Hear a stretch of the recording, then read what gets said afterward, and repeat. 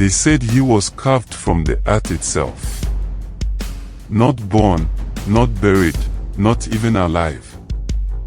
When the drums of conquest fell silent, and the fires of Osalu cooled to ash, a single shadow walked from the smoke.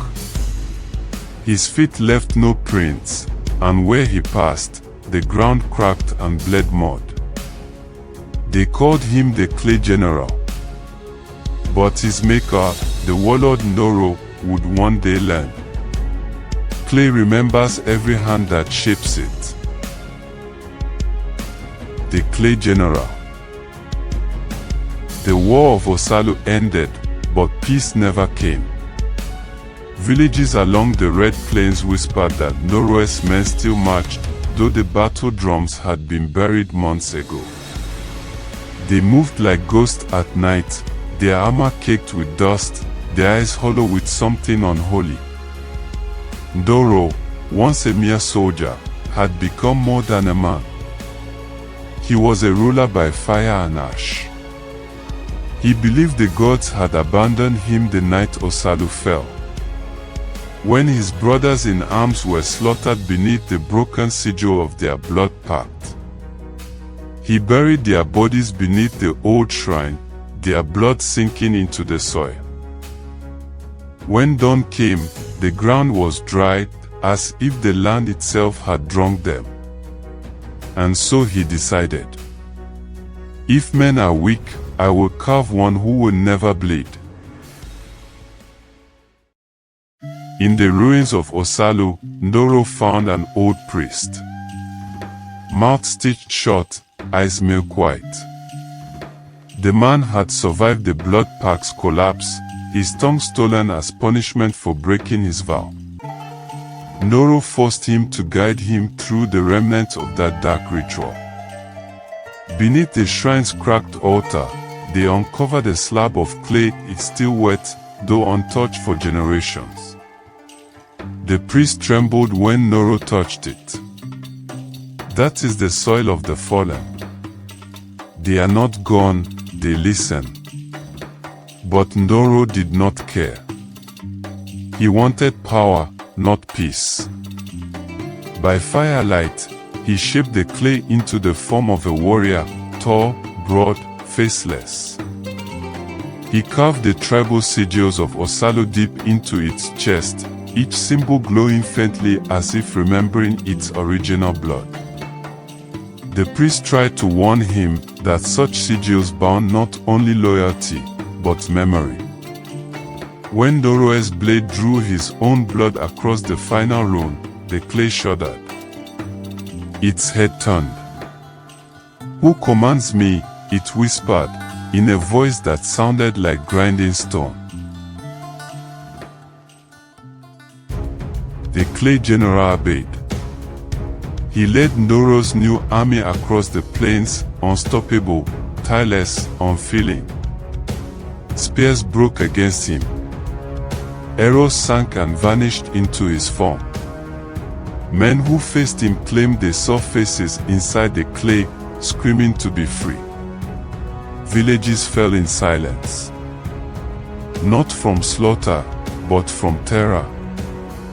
Ndoro did not even need to draw his sword anymore, he only needed to point. The Clay General would do the rest. And yet, at night, something changed. Villagers began to report voices in the wind. The Clay General would leave his tent, stand for hours in the rain, head tilted as if listening to something only he could hear. When dawn came, he would be covered in strange markings, spirals that had not been carved by Ndoro's hand. The priest, still kept alive under Ndoro's guard, whispered to him, "The clay listens, my lord. It hears the dead you buried beneath Osalu." They called to their brother.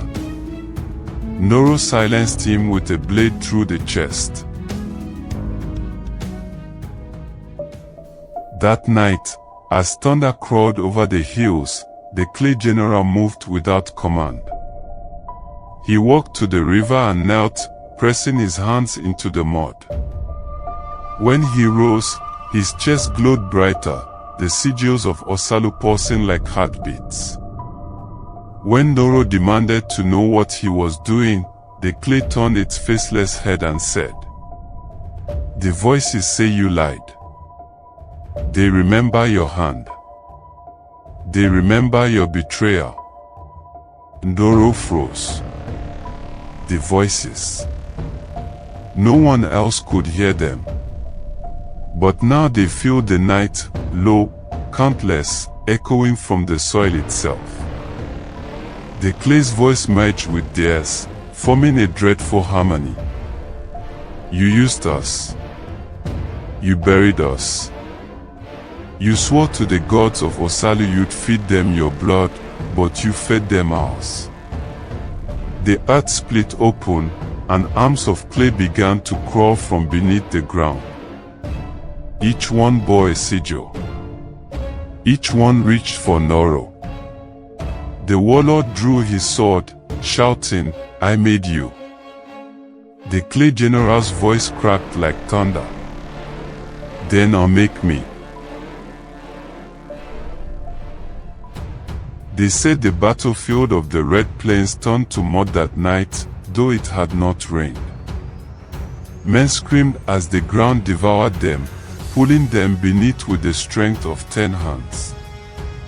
When the storm passed, all that remained were mounds of clay and one statue standing amidst them, perfectly still. The clay general did not move for 3 days.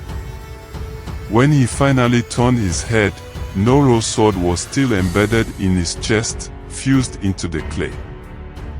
The sigils had darkened, now more like scars than runes. He walked back to the ruins of Osalu and stood before the altar where he had been shaped. There, from the shadows, a figure emerged, the traveler. His light green eyes glowed faintly beneath his hood. He studied the silent warrior with calm curiosity. "So, even clay can remember betrayal," he said softly. "The blood pact of Osalu, its echoes never die." The clay general did not answer. But the air around him seemed to hum, as though countless unseen voices whispered back. The traveler circled him once.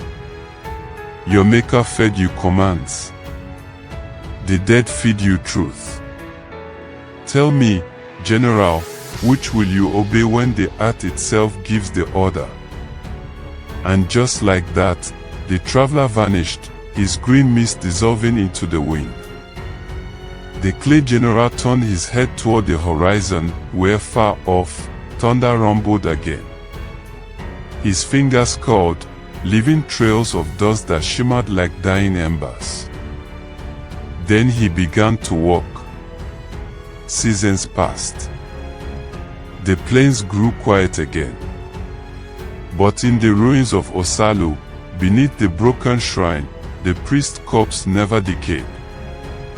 His mouth had reopened, filled with dried earth. On nights when thunder roared across the plains, the soil there trembled. The blood pact was never broken. Only waiting. Moral. Power shaped from betrayal always remembers the hand that molded it. But sometimes, clay learns to sculpt itself.